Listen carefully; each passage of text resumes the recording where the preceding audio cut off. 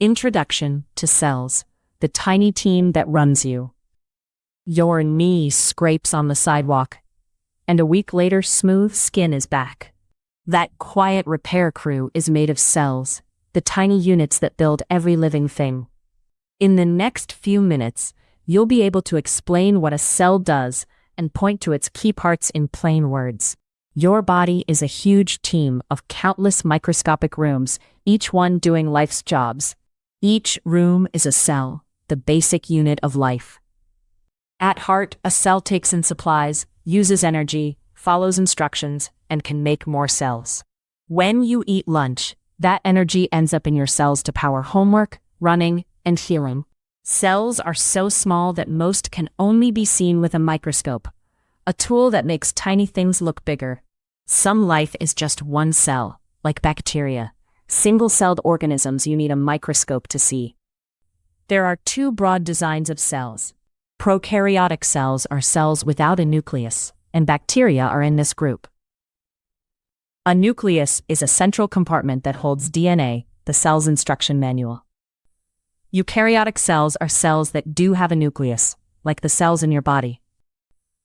Every cell is wrapped in a cell membrane, a thin, flexible skin that protects the cell and controls what enters or leaves.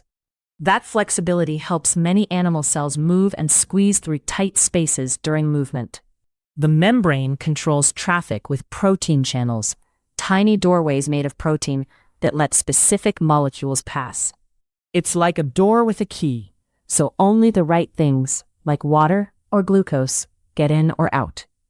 Inside the membrane is cytoplasm, a jelly-like fluid where the cell's parts float and reactions happen.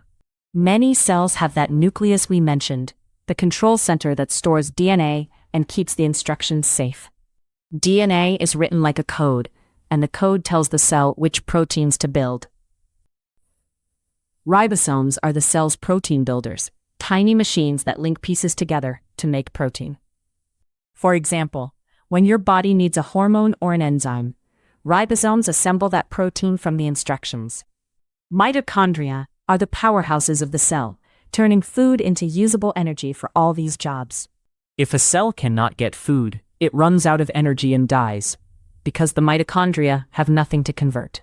Lysosomes act like cleanup crews, breaking down waste and old parts into pieces the cell can reuse or throw away. If waste cannot be removed, the cell becomes sick as junk builds up and gets in the way. Plant cells add a couple of special features that help them live like plants. They have a cell wall, a rigid outer layer around the membrane that supports and protects the cell. That stiff wall helps plants keep their shape, like a stem standing tall. Plants also have chloroplasts, green compartments that do photosynthesis, the process of making sugar from sunlight, water, and carbon dioxide. A leaf is basically a solar-powered kitchen for the plant.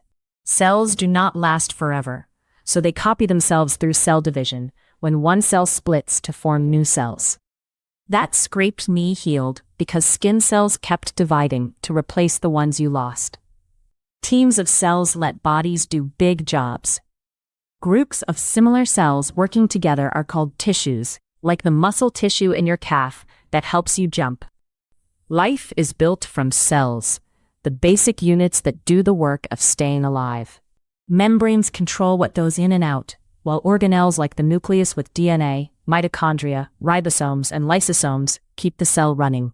Plants add a cell wall and chloroplasts, and all cells make more cells by cell division and team up as tissues. You can spot cells with a microscope, and some living things, like bacteria, are just one cell. Cells are life's basic units. Membranes control in and out. The nucleus with DNA gives instructions. Ribosomes build proteins. Mitochondria supply energy. Lysosomes clean up. Plant cells add a wall and chloroplasts. Cells divide to form tissues. That teamwork lets you heal and move.